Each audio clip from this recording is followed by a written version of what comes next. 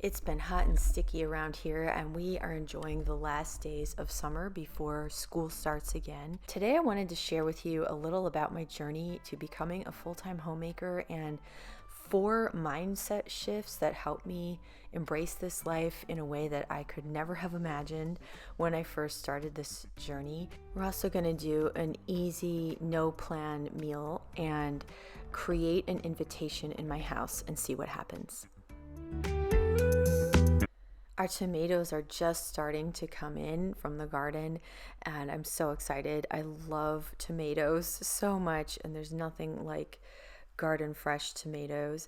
I've had an infestation of fruit flies on the past couple days, so I've kept them under wraps literally as they come in, and I'm working on getting rid of them. I usually put a little apple cider vinegar in these little fake plastic apples, and it does the trick. So these days what I'll do is I'll say, hey kids, go out in the garden and see what's out there, and have them bring it in. And then at the beginning of the week, we have a really good local butcher with really good sale prices on meat. So I'll go in there, and whatever they've got on sale, I will buy.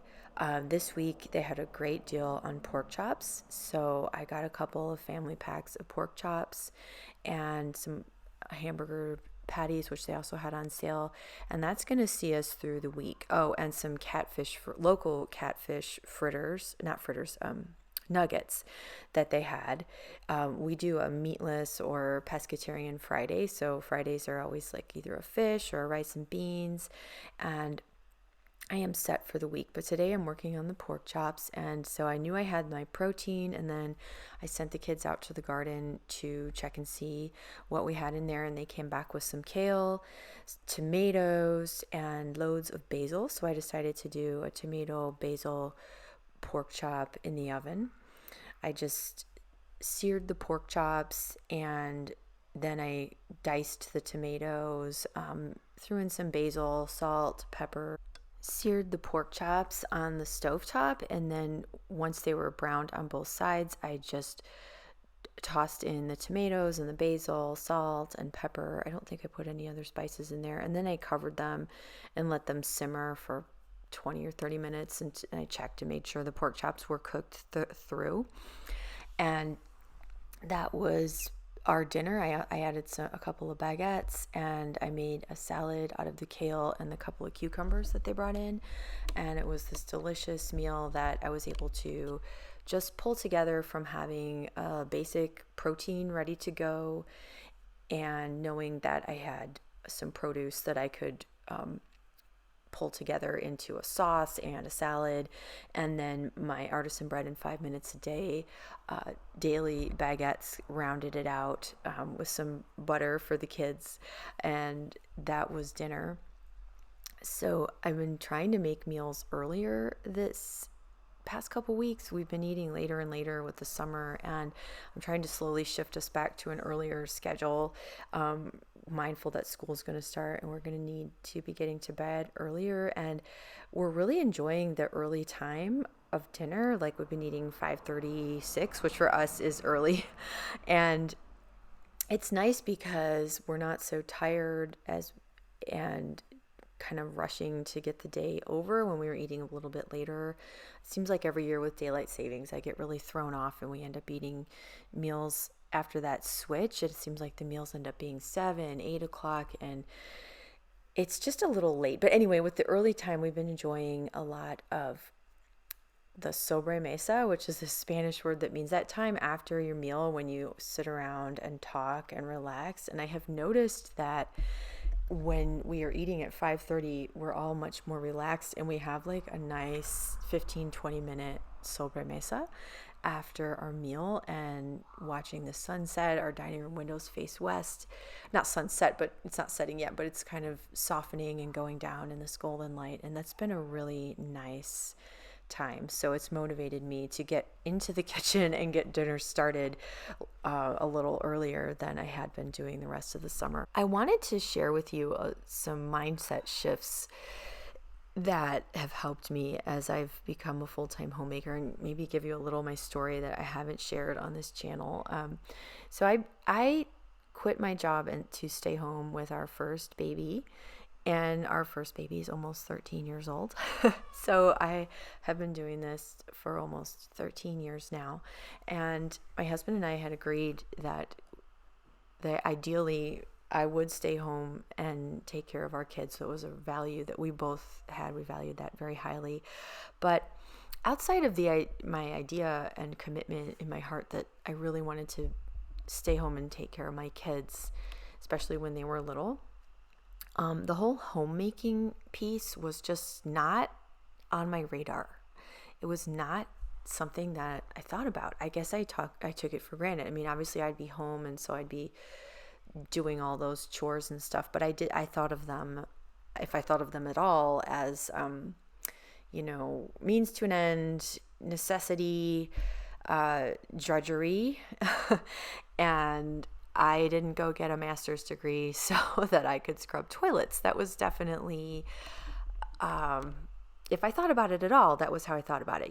The kids were the priority for sure, but all of the other things, I just didn't think about them. And I don't know if any of you can relate to that. I look back on that now, and I feel a little sad because I feel like I missed a lot of opportunities to be creative and enjoy my life and my home and the just daily small moments. There's a lot of years where I wasn't enjoying those things. I didn't know how. I didn't have a skill set or a mindset to approach that. I believe it all begins in your head and your heart, and my head and my heart were not there. They were there for my children, but the other pieces, not so much. But gradually over the years, that has changed for me, and I wanted to share. I've got like 4 mindsets that I could identify, and the first one is something that I've really been thinking about a lot recently, and it came out of my love for interior design. And that is that, so I got this quote, and I loved it so much that I wrote it down actually, and it was out of this interior design book that I really love about Colfax and Fowler, this venerable old English design firm. If you've watched more of my channel, I love English country style. Our house is kind of a big old farmhouse. It was built by English settlers to America, and so I think that style really goes well with our house. Interior design is a real passion of mine, and interior design I think is definitely a huge part of homekeeping. Anyhow, the mindset that I found in Colfax and Fowler, they were saying, decorating your house is just it's a background to life. Not just but it's the background to life. Backgrounds are very important. It's a discipline through which we can be generous. And through this discipline of, they're talking about here interior design, but I go ahead and just widen it out to homekeeping and home management generally. It's a discipline through which we are able to be generous. And through that generosity, we create memories, we create moments, we create and forge lasting friendships. And in my case, of course, it's with friends that we invite. We do love to entertain, but even just lasting friendships within the family, lasting friendships between the kids and me, between my husband and me, between the kids and my husband. The aim of this homekeeping is to create comfort so that the people that you love, like your kids, husband, your friends, can come into your home and find peace and harmony. The second mindset that has helped me a lot with my life and homemaking is to think, what are people going to say about me after I die? And that's something I didn't think about a lot when I started this journey 13 years ago. I was younger. Now I'm middle-aged. I don't know if I'm having a midlife crisis or if I've just been to more funerals of loved ones in the past 5 or so years, maybe a combination of both. But I've really been thinking, what do people say about you when you die? What do they remember? What are the eulogies that they give? And I noticed that it's always about how the person made you feel, or the kind of things that the person enjoyed in life. I want them to remember that I was happy and joy-filled and enjoyed life and had fun. And that's really the legacy I want to give. I want them to remember that I approach challenges positively. I want them to remember that the house smelled good and that we had good meals and that we sat around and played games and had a good time. Those are the kind of things that I would love. Of course, I have no control over this except for my own behavior. I mean, I can't control what people remember about me, but I can control my behavior. And what is the end of all of this? What are people going to say about us after we're gone? That's something I've been thinking about a lot lately. And I know for me, I hope to remember that I took joy in life's quotidian pleasures and beauties. What do you want people to remember about you? I think that's a really good question to ask as we're just rushing about our daily busy lives. So that's my second mindset. The third mindset shift that I think of is one that from a little farther back, and it started when I discovered Annie Sloan chalk paint through Miss Mustard Seed's blog. And God bless that woman. She was so inspiring to me. I had one little baby and I was sitting around the house just wondering what happened to my career, what happened to my fancy life in the big city. I was a little shell-shocked, a lot shell-shocked, and I found Miss Mustard Seed and Annie Sloan chalk paint and milk paint, and I started painting furniture. And the mindset shift that I was able to make through all that was, in what she taught me, was that homemaking or my home were my canvas. So your home is your canvas. Your home is your chance to express yourself. It can be an extension of yourself if you let it. It's a way to share everything in your heart and your mind in three-dimensional, practical form with the people around you. And I think that is an amazing gift and it's an amazing opportunity. And nobody talks about it. It's so exciting. So yeah, your home is your canvas.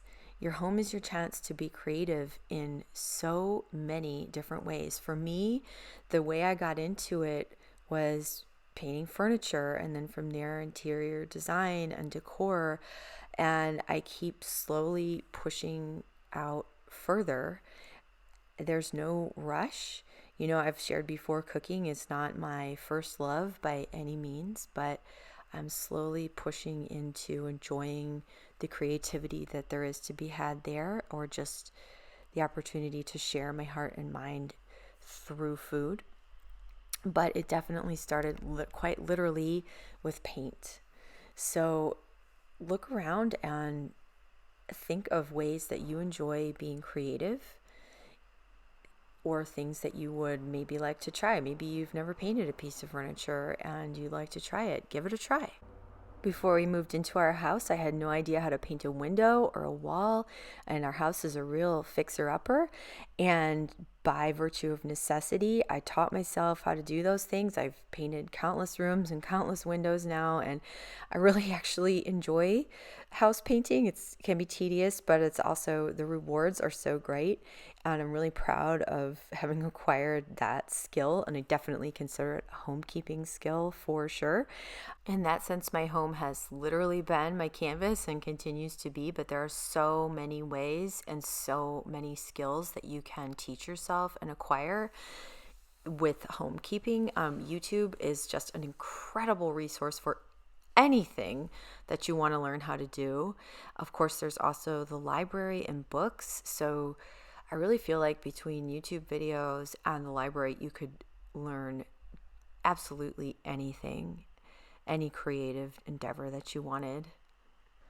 The fourth mindset shift that I made, and actually the first one that I ever made, was starting to treat staying at home as my job, as my career. So this was this mindset shift where I was home with the baby and then home with 3 babies. And, it's very tempting to just hang around in your PJs or your yoga pants and your messy bun all day. And I did that for years. And there was a couple years there with the twins where, I just give yourself some grace. Sometimes things are so chaotic. It's just, you can't. When I had the infant twin, I was in survival mode for a while. But assuming you're not in one of those seasons of life, treating your stay at home mom job as a career, as your job is your career. For me, what that looked like when things settled down a little bit was I started to get dressed for the day. Every day I would wake up and maybe I had to take care of some babies first, but then I would definitely make sure that I put on clothes and I did like maybe like a 5-minute outfit and a 2 to 5 minute makeup job. And that just made me feel so much better about myself and about the day. And then I just imagined that everything I had to do in the house was like I had to do it for a job and I needed to do it to the best of my ability, and certain things needed to get done every day because that was the job. When I was a working professional and I went into an office every day, I dressed up and I took my job very seriously, and I always strove to give my best every day to my employer and to the people that I worked with. And I started to think, being at home is no different. I want to dress up for this job. I want to look my best. I want to show up for the people that I love the most in the world. And that's who I'm, quote, working for. I don't want to look at it quite like that, but let me put it more like this. So my background is I was a teacher and then I was a librarian. So I've always been in that education space. And one time I was taking a class for my teacher certificate with this excellent, very professional, very accomplished foreign language high school teacher who was writing a book with some college professors, and she was just a really accomplished lady. And we got to the classroom and they had moved our class, and so we had to trek across the street, and it was raining, and we had to go to this other building because the university had just decided, I don't know, they needed to move her class for whatever reason. And then we got to the new classroom. We were soaking wet, all of us, and it was fall, so it was kind of cold outside. And the classroom was small and cramped. It wasn't as nice as our old classroom. And she went to go write on the board and there weren't any dry erase markers available. And she didn't lose her temper at all or get huffy or anything. She set her very elegant leather satchel with all of her teaching materials down, and she said, this is going to happen to you when you're teachers. That you're going to be in a classroom where the supplies aren't adequate. They're not going to give you everything you need all the time, or things are going to happen. And what you do is your professionalism comes from within. You bring it with you. It's not in your exterior circumstances. It's in you, and you bring it. And that stuck with me. I mean, that was almost 20 years ago now, and that moment has stayed with me. And I think that it also applies very much to homemaking. In homemaking, I see it like you have this blank canvas. There's nobody in your house standing over you and telling you what you must do. There's no boss over your shoulders, so to speak. But you show up every day. You bring your dignity, you bring your class, you bring your vision for how you want your home to be, what you want the texture and feel of your home to be, how you want your home to look, how you want your home to smell. Emotionally, what is the tenor of your home emotionally? And all those things they come from your head and from your heart, and you are the professional, and you are coming in and you are setting the tone for how things are going to feel and look and be in your home. You're the professional. Your vision on your blank canvas of a home, where you can also use your creativity, you can use your discipline to create these beautiful moments and memories for your family, and then ultimately you are creating a legacy, your legacy and your family's legacy. After our early dinner that day, I noticed that the living room really needed to be straightened up and tidied up, and that it also needed to be dusted in the worst way. I do have a routine of chores and things, which I hope to make more videos about and share with you. But one of the things I try to do is just check all the rooms, ideally early in the day, to make sure that they're all in like picked up, tidy. And I hadn't gotten to it, and I really didn't feel like it after dinner, but the living room really, really needed it. So I decided to go in there and just fluff my pillows, and I got some damp dusting done. These little tables really, really needed to be dusted, and just make things look the way I like them to look. And I turn on all the lamps. It was getting to be evening. And then once I was done with all of that work, which I didn't really feel like doing, but I just sort of disciplined myself into it. And it was really, in the end, it was just sort of like 20 or 30 minutes of cleaning and dusting, deep dusting, I would say. I'm slowly teaching my kids to dust, but some dusting only moms, I swear, only moms can see, right? You know what I mean. So I got to these tables, tidied and straightened things up, put all the furniture back where it was supposed to be. It gets knocked askew, of course, just by people coming in and using the space. Once all that was done, the room looked really nice and really inviting, and we all ended up gravitating to this room after dinner, and we had this really calm, peaceful, cozy evening, and it was really cool. And I felt like I had created this invitation for my family to come in and enjoy this space. And that's what I mean by like the discipline, being the means through which you can create these moments and create memories that last a lifetime. So I would love to hear in the comments what you think about my mindset shifts with homekeeping. I'd love to hear about struggles that you've overcome or things that you're going through with your homekeeping journey. I'll look forward to hearing all about that in the comments. Take care. Bye for now.